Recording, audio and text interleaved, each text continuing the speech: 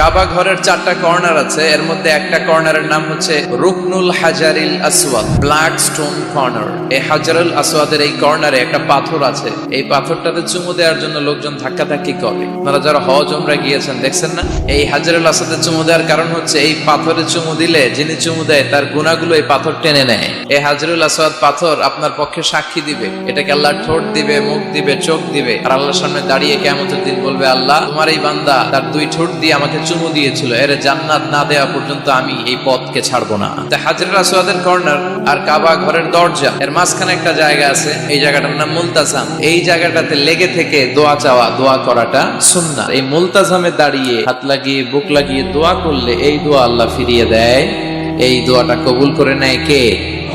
সাহাবারা এটা করতেন। কিন্তু এই মুলতাজামে তো সহজে জায়গা পাওয়া যায় না, লক্ষ লক্ষ হাজী সাহেব মুআতামিরুন উমরাকারীরা ধাক্কাধাক্কি করে ওই জায়গায়। তো এক ইমাম সাহেব, সে অনেক ধাক্কাধাক্কি